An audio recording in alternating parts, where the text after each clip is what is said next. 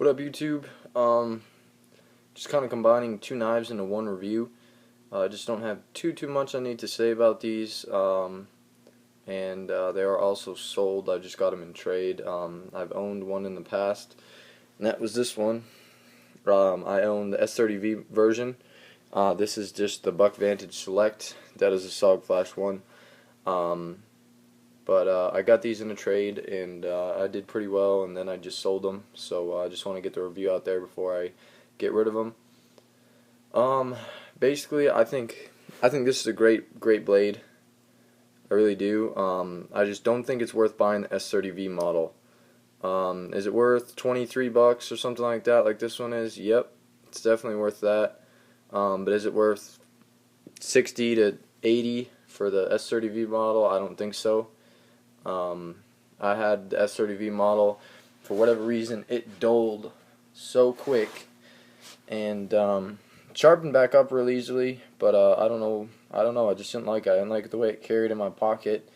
I think it was like just under 5 ounces, but it felt like 10 ounces, and just kind of dragged in my pocket. So I like I said, I had the black and blue version, G10 with the black S30V blade. Sold it. That one like rattled, like you'd shake the knife and it would rattle, and I don't know what that was about.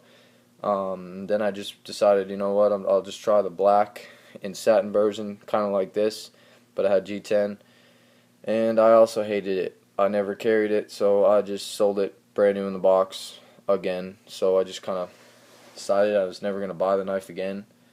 I don't think there's anything wrong with it. Like I said, that this model it's worth the money. It's just not worth the extra money for the S30V model, in my opinion. I don't know exactly what steel this is off the top of my head. This one has a, let's see here if we can get it. Yeah, nice mirror polished edge on this, done by the person I got it from. It's not heavily used, but it is used, which I think is nice. It's got some scratches, so some scuffs right here on the back. Not the end of the world. Not really good for lefties, that's for sure. If you're a lefty, as you can see, the liner lock just kind of gets right in the way, and you really kind of got to get in there to get it. Whereas if you're right-handed, it's a lot easier. The flipper I never really got used to. It's too small. See if I can even get it to do it. Yeah, there we go. I also put some Liberty knife oil in there. Since I've had it, I haven't carried it at all since I've had it. Just don't have an interest in it. Nothing wrong with the knife. Like I said, it's worth $23. Don't get the S30V model. It's not. This is just the Select. It's great knife, but my collection, I just prefer to carry higher end knives. I have one knife, and that is the K-Bar Dozier full size. That's kind of my beater work knife, just because it's lightweight. Something this heavy, no way. I'd carry my ZTL 350 over this any day of the week. The other one, Sog Flash 1, great EDC knife. It's got their spring assisted opener. Bear with me, I'm using my left hand. One thing I saw in a review, which makes perfect sense, is the ergonomics on this blade are terrible. Also has a nice mirror polished edge. This knife is brand new, by the way, except somebody spray painted the clip, so I tried to remove the finish on it. Whatever, I'm not really worried about it. It's just a pocket clip, cheap knife, whatever. It's sold. Real sharp. Aus 8. I like Aus 8 steel, but I also just don't have an interest in this knife. I have my Dragonfly, my Spyderco Dragonfly 2 that I would much rather carry than this. So just think it's a higher quality knife. There's tons of blade play in this. Like I said, I have a pretty good sized hand, and it's almost like you're supposed to put your fingers like this, but that's not the way it works. This finger kind of comes back here, which isn't the end of the world either, because you're not going to be sitting, doing some hardcore cutting with this knife all the time. It's mainly just, like EDC, opening boxes, cutting, small things, whatever. It's just a very lightweight knife. No steel liners, which is good because they're totally unnecessary on this knife. The plastic handles on this, whatever Zytel, whatever they call it, is plenty rigid enough. It's got a safety,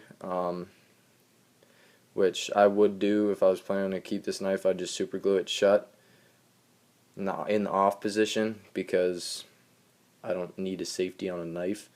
Like in my Benchmade volley, I totally removed it, which I probably would do on this knife as well. But like I said, I'll show you the action again, just because it is a fast little knife. Is it worth 35 bucks? In my opinion, no. I'd rather pay the extra $5-10, whatever it is, and get the Dragonfly and have VG10. You know, and that's just a great little knife, you know, in my opinion. I've owned the SOG Trident, I've owned the SOG Aegis, Steel Pup Elite. Just not a huge fan, you know, once you get into Benchmade and, you know, other higher end knives, zero tolerance, and then you try to pick one of these up and you're just like, it's nice, but, you know, why own it, you know, if I own some other, you know, higher end knives, because I'm just going to carry the higher end knives, you know, and that's just my opinion. But what I'm going to say is, if you're looking for the buck, like I said, just don't get the S30V model and you'll be fine. I mean, of the two, like, cheaper knives, I would get the Kershaw Blur 1670 S30V over that buck any day of the week. I've owned the Kershaw Blur twice, and I just both times ended up selling to fund higher end knives because I didn't carry it. So I'm probably not going to buy that knife again just because I didn't carry it before. But I'm saying the action, the steel, just, I don't know. I mean, the stonewash blade, in my opinion, just kind of kicks the buck's ass. SOG Flash 1, I mean, great little knife, you know, if that's what you're looking for. But like I said, if you're going to spend 35, anywhere from 30 to 35, you know, just save up an extra 10 bucks and get the Dragonfly. Let me get my Dragonfly. I'll show you all size comparison.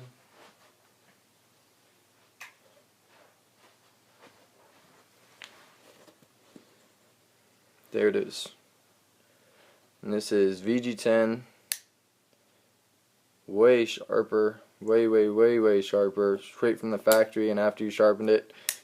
I mean, great little knives. But like I said, this to me is the superior knife. I like the pocket clip better. I like the lockback a lot better. I like the steel better. The ergonomics are better. I just think it's a better blade. Part of the reason why I wanted to pull those knives in the same review. I just don't have, you know, too much to say. It's kind of why I sold them. I just have other knives that replace them. So, like I said, hopefully, you know, y'all benefit from this video, and I'm glad I got to get them out and show them to y'all. So if you like my video, go ahead and click the thumbs up, subscribe to my channel. I got more knife reviews to come, so stay tuned.